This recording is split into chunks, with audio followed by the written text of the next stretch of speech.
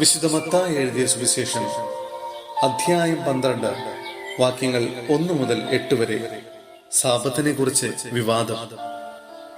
അക്കാലത്ത് ഒരു സാബത്തിൽ യേശു ഗോതമ്പ് വയലിലൂടെ കടന്നു പോവുകയായിരുന്നു.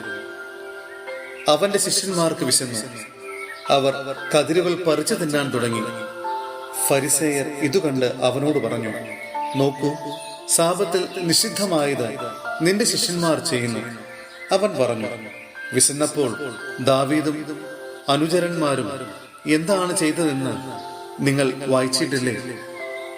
അവൻ ദൈവഭവനത്തിൽ പ്രവേശിച്ച് പുരോഹിതന്മാർക്കല്ലാതെ തനിക്കോ സഹചരന്മാർക്കോ ഭക്ഷിക്കാൻ അനുവാദമില്ലാത്ത കാഴ്ചയപ്പം ഭക്ഷിച്ചതെങ്ങനെ?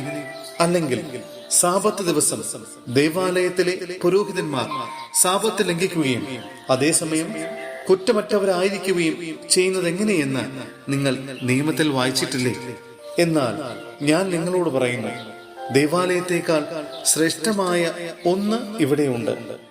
ബലിയല്ല, കരുണയാണ് ഞാൻ ആഗ്രഹിക്കുന്നത് എന്നതിന്റെ അർത്ഥം മനസ്സിലാക്കിയിരുന്നെങ്കിൽ നിങ്ങൾ നിരപരാധരെ കുറ്റം വിധിക്കുമായിരുന്നില്ല. എന്തെന്നാൽ മനുഷ്യപുത്രൻ സാബത്തിന്റെയും കർത്താവാണ്. സഹോദരരെ, വിശുദ്ധ പൗലോസ്ലീഹ കൊളോസോസിലെ സഭയ്ക്ക് എഴുതിയ ലേഖനം അധ്യായം 2 വാക്യങ്ങൾ 16 മുതൽ 19 വരെ. ക്രിസ്തുവിൽ പൂർണ്ണത. ഭക്ഷണപാനീയങ്ങളുടെ കാര്യത്തിൽ ആരും നിങ്ങളെ കുറ്റപ്പെടുത്താതിരിക്കട്ടെ. അതുപോലെ തന്നെ ഉത്സവങ്ങളുടെയും അമാവാസിയുടെയും സാബത്തിന്റെയും ആചരണത്തിലും. ഇവയെല്ലാം വരാനിരിക്കുന്നവന്റെ വെറും പ്രതിച്ഛായകൾ മാത്രം. യാഥാർത്ഥ്യമാകട്ടെ ക്രിസ്തുവും. മായാദർശനങ്ങൾ വിശകലനം ചെയ്തുകൊണ്ട് കപടവിനയത്തിലും ദേവദൂതന്മാരുടെ ആരാധനയിലും ആഭിമുഖ്യം കാണിക്കുന്ന ആളുകൾ നിങ്ങളെ വഞ്ചിക്കാതിരിക്കട്ടെ. അവർ ഭോഗലാലസമായ മനസ്സോടുകൂടി വ്യർത്ഥമായി അഹങ്കരിക്കുന്നവരത്രേ. അവർ ശിരസിനോട് ഗാഠബന്ധം പുലർത്തുന്നില്ല.